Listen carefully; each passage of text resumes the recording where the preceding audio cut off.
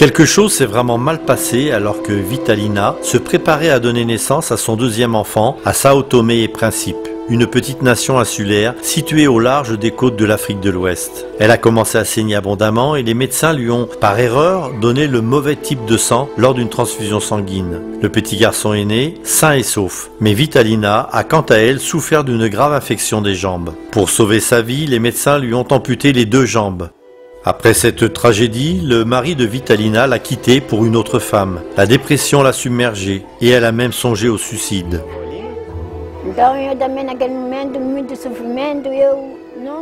Je ressentais beaucoup de douleur et j'ai demandé à Dieu, « Laisse-moi mourir. S'il te plaît, prends ma vie. »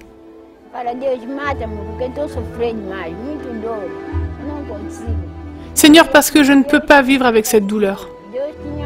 Mais Dieu avait un but, un plan pour moi.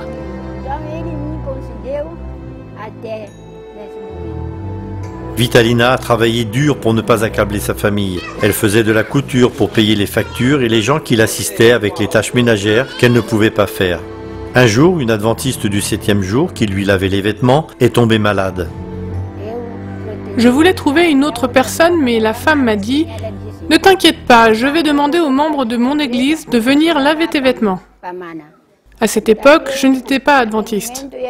Je lui ai dit de ne pas le faire, mais elle n'a pas écouté.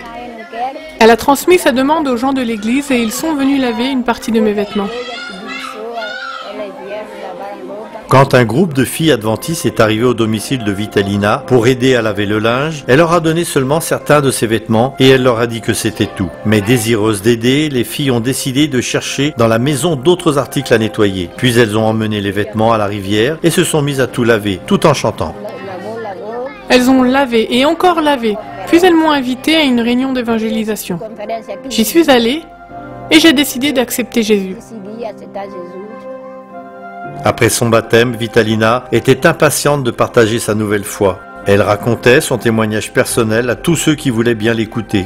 « Regardez-moi, dit-elle aux gens qui viennent chez elle. Dieu œuvre en moi et je suis capable de travailler. Dieu est merveilleux et vous devez avoir confiance en lui. » À travers son témoignage, Vitalina a convaincu 7 personnes de l'accompagner à l'église adventiste la plus proche. Elle a même payé leur ticket de bus pendant des semaines. Les 7 personnes sont maintenant des membres baptisés de l'église adventiste. Vitalina a également organisé un groupe d'études bibliques près de chez elle et 6 autres personnes ont été baptisées. En peu de temps, elle a conduit 40 personnes au baptême, dont 2 de ses enfants. Les dirigeants de l'église ont commencé à élaborer des plans pour ouvrir une église dans son quartier. N'ayant pas de fonds pour acheter des terres, l'église a accepté une offre de Vitalina de construire une structure temporaire à l'extérieur de sa maison. J'avais l'habitude d'aller à l'église adventiste la plus proche, mais c'était encore trop loin. Maintenant, je suis heureuse de cette solution. Je suis contente parce que c'est beaucoup plus proche maintenant. C'était cher pour moi d'aller là-bas, et j'avais besoin que les gens m'emmènent car je ne pouvais pas y aller seule. Cette humble église est composée de personnes bouillantes pour la mission. Chaque semaine, après le service du sabbat, ils sortent en chantant et en se serrant la main.